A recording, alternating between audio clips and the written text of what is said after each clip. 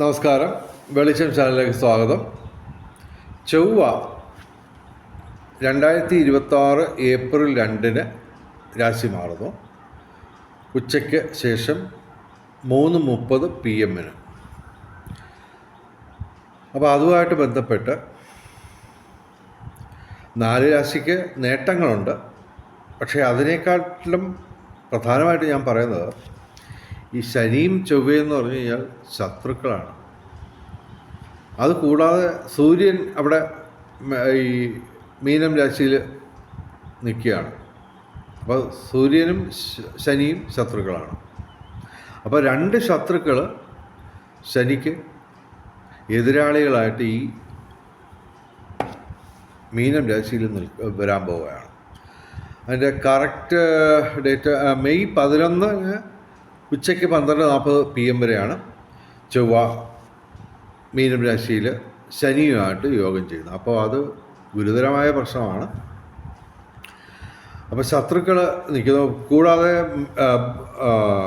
April 10 ബുധനും ഈ മീനം രാശിയിലേക്ക് വരുന്നു. അപ്പോൾ ബുധൻ മീനം രാശിയിൽ നീചനാണ്. അതുകൂടാതെ ഈ ബുധനും ചൊവ്വയും ശത്രുക്കളാണ്. അതുപോലെ ബുധനും സൂര്യനും ശത്രുക്കളാണ്. അപ്പോൾ അടി നടക്കുകയാണ് അവിടെ ആ മീനം രാശിയിൽ. അപ്പോൾ ഏപ്രിൽ 14 സൂര്യനൊന്ന് മാറുന്നുണ്ട് മേടൻ രാശിയിലോട്ട്. അപ്പോൾ ഈ കാലയളവ്, അതായത് ചൊവ്വ 40 ദിവസം, അതായത് ഏപ്രിൽ 2 തൊട്ട് മെയ് 11 വരെ, ഇതിനിടയ്ക്ക് ഈ അടി കുറയുന്നത് സൂര്യൻ 14-ാം തീയതി മേടൻ രാശിയിലോട്ട് മാറുമ്പോഴാണ്. ഓക്കെ. അപ്പോൾ ശരിക്കും പറഞ്ഞു കഴിഞ്ഞാൽ ശനിയും ചൊവ്വയും കൂടെ ഏകദേശം 40 ദിവസം യോഗം ചെയ്യുന്നു. അപ്പോൾ ആ സമയത്ത് ശരിക്കും പറഞ്ഞു കഴിഞ്ഞാൽ 4 രാശിക്കാർക്ക് നേട്ടമുണ്ട്. പക്ഷേ നേട്ടങ്ങളുടെ പൊലിമ കുറയുക തന്നെ ചെയ്യും. ഓക്കെ. ഇടിവെട്ട് സൗഭാഗ്യം എന്നൊക്കെ ഞാൻ ടൈറ്റിലിട്ടു. ഈ ഇടിവെട്ട് സൗഭാഗ്യത്തിന് കുറച്ച് പൊലിമ കുറയുക തന്നെ ചെയ്യും. അപ്പോൾ തീയും കാറ്റും ഒരുമിച്ച് വരുന്നു. അപ്പോൾ ശരിക്കും പറഞ്ഞു കഴിഞ്ഞാൽ ഞാൻ വേറൊരു വീഡിയോ ചെയ്യുന്നുണ്ട്. ഇതെല്ലാവരെയും ബാധിക്കും. ഈ 12 രാശിക്കാരെയും ഈ ശനി ചൊവ്വയും കൂടിച്ചേരുന്ന ആ യോഗം അത് 12 രാശിക്കാരെയും നെഗറ്റീവായിട്ട് തന്നെ ബാധിക്കുക തന്നെ ചെയ്യും. അതിൽ ഏകദേശം 5 രാശിക്കാർക്ക് അത്യധികം ദോഷാധിക്യമാണ്. അത് ഞാൻ വേറെ വീഡിയോ ചെയ്യുന്നുണ്ട്. വീഡിയോകളുടെ പ്രളയം വരികയാണ്. അപ്പോൾ ഇത് സംഭവം സമൂഹത്തിന് തന്നെ വലിയ ദോഷം സംഭവിക്കും. അപ്പോൾ അത് ഞാൻ വേറെ വീഡിയോ ചെയ്യുന്നുണ്ട്. അത് ഡീറ്റെയിൽ ആയിട്ട് അതിനകത്ത് പറയാം. അപ്പോൾ അത് അത്ര നല്ല കാര്യമൊന്നുമല്ല സംഭവിക്കാൻ പോകുന്നത്. ഗുരുതരമായ പ്രശ്നങ്ങൾ ഉണ്ടാവാം. ഓക്കെ.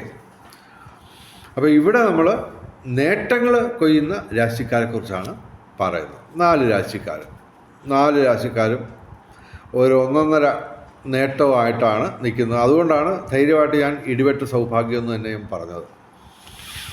അപ്പോൾ ചൊവ്വ കൊണ്ട് നേട്ടങ്ങൾ എന്താണ്? പ്രധാനമായിട്ടും ഭൂമി ക്രയവിക്രയങ്ങളുടെ ധനവരവുണ്ടാവും. ഭൂമി ക്രയവിക്രയം എന്ന് പറയുമ്പോൾ റിയൽ എസ്റ്റേറ്റ് എന്നൊക്കെ പറയുമ്പോൾ ലക്ഷങ്ങളൊന്നുമല്ല, ചിലപ്പോൾ കോടികൾ വരെ ടച്ച് ചെയ്യുന്ന ടേൺ ഓവർ ഉണ്ടാവും ചൊവ്വ അനുകൂലമായിട്ട് നിൽക്കുന്ന 4 രാശിക്കാർക്ക്. അപ്പോൾ അത് മാത്രമല്ല, രാഷ്ട്രീയ പൊതുരംഗങ്ങളിൽ ഈ രാശിക്കാർക്ക് നേട്ടമുണ്ടാവും. പിന്നെ നിയമപരമായ പ്രശ്നങ്ങൾ അത് ലഘൂകരിക്കപ്പെടാൻ സാധ്യത. അപ്പോൾ ഓരോ രാശിക്കാരെ നോക്കാം. ആദ്യം ഞങ്ങൾ പറയുന്ന രാശി എന്ന് പറഞ്ഞാൽ ഇടവൻ രാശിയാണ്. കാർത്തിക അവസാനം 3 പാദം, രോഹിണി മകയിരം ആദ്യ 2 പാദം. ഇവർക്ക് 11-ാം ഭാവത്തിൽ ലാഭസ്ഥാനത്താണ് ഈ 3 ഗ്രഹങ്ങൾ അനുകൂലമായിട്ട് വരുന്നത്. പക്ഷേ ഇവരൊക്കെ അങ്ങോട്ടും ഇങ്ങോട്ടും അടിയും ഇടിയും ഒക്കെ കൂടിക്കൊണ്ടിരിക്കുകയാണ്. അതുകൊണ്ട് പൊലിമ കുറയും. എങ്കിലും നേട്ടങ്ങൾ തന്നെ ഇവർക്ക് പ്രതീക്ഷിക്കാം. 11-ാം ഭാവം എന്ന് പറഞ്ഞു കഴിഞ്ഞാൽ ഏറ്റവും നല്ല ഭാവമാണ്. ഇടവൻ രാശിക്കാണ് ഇതിൽ ഏറ്റവും കൂടുതൽ നേട്ടം ഉണ്ടാകാൻ പോകുന്നത്. അതുകൂടാതെ അവർക്ക് ഈ കാലയളവിൽ പ്രതികൂലമായിട്ട് കാര്യമായ ഒരു ഗ്രഹവും ഇല്ലെന്ന് മാത്രമല്ല, ഏതാണ്ട് ഏറ്റവും പ്രധാനപ്പെട്ട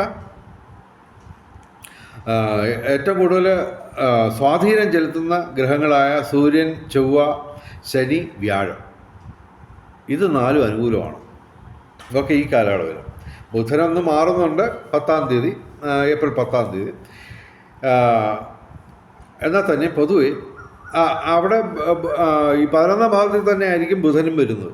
അപ്പോൾ അവർക്ക് കൂടുതൽ നേട്ടം ഉണ്ടാവും. എങ്കിലും ഈ ശത്രുക്കളെല്ലാം കൂടെ കൂടിച്ചേർന്ന് ഭയങ്കര അടിയൊക്കെ ഉണ്ടാക്കുമ്പോൾ തീർച്ചയായിട്ടും ആ നേട്ടങ്ങളുടെ ഒരു പൊലിമ കുറയും. ഇനി ഞങ്ങൾ പറയുന്ന രാശി എന്ന് പറയുന്നത് മിഥുനം രാശിയാണ്. മകയിരം അവസാന 2 പാദം, തിരുവാതിര, പുണർദം ആദ്യം 3 പാദം. മിഥുനം രാശിക്ക് കർമ്മഭാവത്തിലാണ് ഇവരെല്ലാം കൂടെ ചേർന്ന് നിന്ന് അടിയൊക്കെ കൂടുന്നത്. അപ്പോൾ കർമ്മരംഗം വലിയ തിരക്ക് പിടിച്ച ഒരവസ്ഥയായിരിക്കും മിഥുനം രാശിക്കാർക്ക്. അപ്പോൾ അത് നേട്ടങ്ങളൊക്കെ തന്നെ അവർക്ക് ഉണ്ടാകുന്നു. സൂര്യൻ 14-ാം തീയതി മാറുന്നു.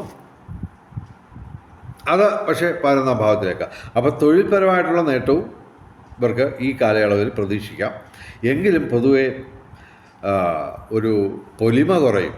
കാര്യം എല്ലാവരും ഈ പറഞ്ഞ ശത്രുക്കൾ 2 എണ്ണം, അവർക്കെതിരെ നിൽക്കുന്ന ശത്രുക്കൾ 2 എണ്ണം, ബുധനും ശനിയും. അങ്ങനെ ഒരു സംഘർഷ സാധ്യത പൊതുവെ എല്ലായിടത്തും ഉണ്ടാവും. അതിൻ്റെ ഒരു പ്രതികൂലാവസ്ഥ ഈ രാശികൾക്ക് കുറയുമെന്നേ ഉള്ളൂ. എങ്കിലും തീർച്ചയായിട്ടും നേട്ടങ്ങൾ ഉണ്ടാകാൻ പോകുന്ന രാശിക്കാരെ കുറിച്ചാണ് നമ്മൾ പറഞ്ഞുകൊണ്ടിരിക്കുന്നത്. അപ്പോൾ ഇടവം, മിഥുനം, ഇത് കൂടാതെ തുലാം രാശി, ചിത്തിര അവസാന 2 പാദം, ചോതി, വിശാഖ ആദ്യം 3 പാദം. തുലാം രാശിക്ക് 6-ാം ഭാവത്തിലാണ് ഈ ശത്രുക്കളെല്ലാം കൂടെ കയറി വരാൻ പോകുന്നത്. അപ്പോൾ ഈ 6-ാം ഭാവം സൂചിപ്പിക്കുന്നത് എന്താണ്? ശത്രുവിൽ വിജയം. അത് തന്നെയാണ് പ്രധാനമായിട്ട്. അതായത് തുലാം രാശിക്കാർക്ക് ശത്രുക്കളെല്ലാം നിഷ്പ്രഭരാകും. അതാണ് പ്രധാനം. പിന്നെ രോഗങ്ങൾ കുറയും, ശമിക്കും. ചിലപ്പോൾ ചിലതൊക്കെ പൂർണ്ണമായിട്ട് ഇല്ലാതാവുകയും ചെയ്യും. പിന്നെ കേസ് വഴക്കുകളൊക്കെ ഇവർക്ക് അനുകൂലമായിട്ടുള്ള ഒരു ഇതിൽ വരും. പിന്നെ തീർച്ചയായിട്ടും ഈ ചൊവ്വയായിട്ട് ബന്ധപ്പെട്ട് ഞാൻ ആദ്യം പറഞ്ഞ പൊതുവിലുള്ള നേട്ടങ്ങൾ ഇവർക്കുണ്ടാവുകയും ചെയ്യും. എങ്കിലും ഇവർക്ക് ഈ ശത്രുക്കളുടെ ഒരു കൂടിച്ചേരൽ അത് ഇവരുടെ നേട്ടങ്ങൾക്ക് പൊലിമ കുറയ്ക്കുക തന്നെ ചെയ്യും. ഇനി ഞങ്ങൾ 4-ാമത്തെ രാശി പറയുന്നത് ഇതാണ്, മകരം രാശി. ഉത്രാടം അവസാന 3 പാദം, തിരുവോണം, അവിട്ടം ആദ്യ 2 പാദം. മകരം രാശിക്ക് 3-ാം ഭാവത്തിലാണ് ഈ ഗ്രഹങ്ങളെല്ലാം കൂടെ വരുന്നത്. അപ്പോൾ 3-ാം ഭാവം എന്ന് പറയുമ്പോൾ കുടുംബം, മനസ്സ്, സഹോദരൻ, സുഹൃത്തുക്കൾ, ഇതൊക്കെയാണ് സൂചിപ്പിക്കുന്നത്. അപ്പോൾ ഈ മേഖലകളിൽ ഇവർക്ക് സ്പെഷ്യലായിട്ട് നേട്ടം ഉണ്ടാവും. എങ്കിലും പൊലിമ കുറയുമെന്നുള്ളത് ഉറപ്പാണ്. അപ്പോൾ വേറെയും വീഡിയോകൾ ഇതുമായിട്ട് ബന്ധപ്പെട്ട് ചെയ്യുന്നുണ്ട്. ചൊവ്വ മാറുമ്പോൾ 5 രാശിക്കാർക്ക് ദോഷാധിക്യം വരുന്നുണ്ട്. അതൊക്കെ പറയുന്ന വേറെ ഒരു വീഡിയോ ചെയ്യുക. അതുകൂടാതെ പൊതുവിൽ കേരളത്തിലും ലോകത്ത് തന്നെയും പ്രശ്നങ്ങൾ അധികരിക്കും. അതിനെപ്പറ്റിയും ഒരു വീഡിയോ ചെയ്യാൻ ഉദ്ദേശിക്കുന്നുണ്ട്. അപ്പോൾ ഒരു 2 വീഡിയോയും കൂടെ ഇന്ന് ഞാൻ ചെയ്യാൻ ഉദ്ദേശിക്കുകയാണ്.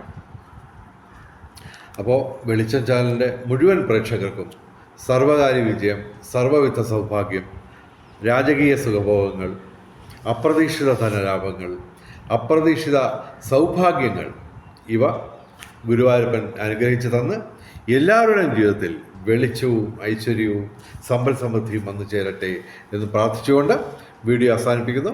നമസ്കാരം, ശുഭദിനം.